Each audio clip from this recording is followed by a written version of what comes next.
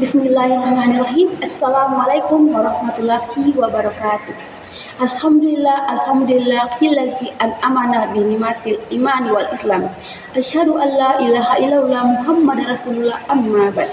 Alhamdulillah, puji syukur kita panjatkan kehadirat Allah Subhanahu wa taala karena limpahan rahmat-Nya lah sehingga kita berjumpa pada video kali ini untuk sama-sama sharing ilmu terkait hibah untuk membangun umat.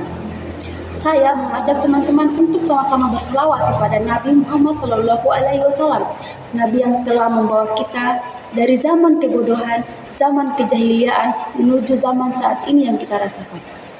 Pada kesempatan kali ini, saya ingin sedikit sharing ilmu dengan tema hibah untuk membangun umat. Teman-teman sekalian, terkadang kita sukar untuk memberi seseorang secara cuma-cuma tanpa imbalan.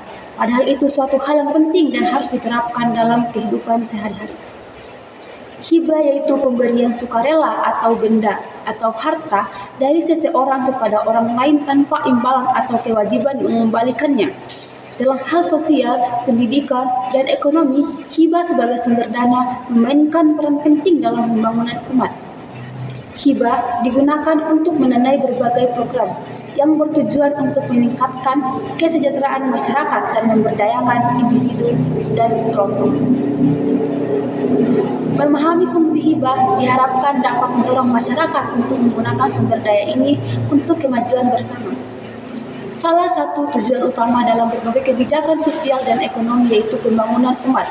Hibah salah satu cara yang efektif untuk mendukung upaya untuk meningkatkan kualitas hidup masyarakat. Hibah dapat diberikan oleh pemerintah, lembaga, swasta, atau organisasi non-pemerintah untuk proyek yang lebih bermanfaat bagi masyarakat. Hibah tidak hanya memberikan dana tetapi juga mendorong partisipasi masyarakat dalam pembangunan. Hibah memberikan komunitas kekuatan untuk menemukan kebutuhan dan menyediakan solusi. Namun, pengelolaan hibah juga menghadapi masalah seperti akuntabilitas, transparansi, dan keberlanjutan program hibah, yaitu dana yang diberikan tanpa kewajiban untuk mengembalikannya. Dalam hal pembangunan umat, kita dapat hibah dibagi menjadi beberapa bagian. Yang pertama itu hibah pendidikan, meningkatkan kualitas sumber daya manusia melalui dukungan untuk program pendidikan. Hibah kesehatan, yang dimana memberikan dana untuk program kesehatan masyarakat, seperti pengobatan, penyuluhan, dan perawatan.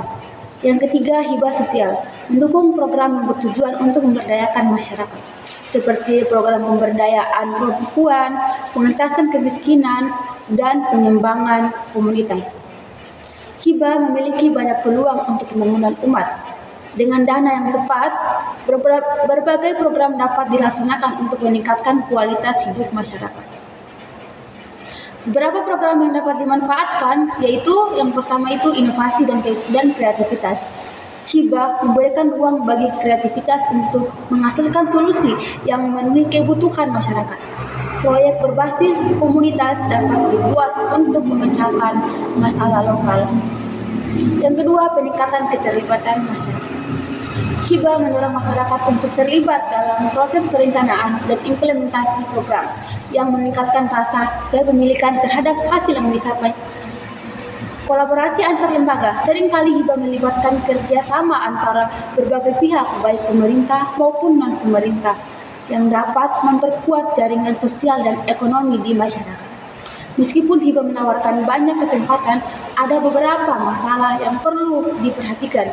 Yang pertama itu penyalahgunaan dana hibah. Pengawasan yang ketat diperlukan untuk memastikan bahwa dana digunakan dengan benar. Banyak program yang didanai oleh hibah seringkali berakhir ketika dana habis. Oleh karena itu penting untuk membuat program yang berkelanjutan agar manfaatnya dapat dirasakan dalam jangka panjang. Kedua, sumber daya manusia yang mengelola program hibah juga sangat penting.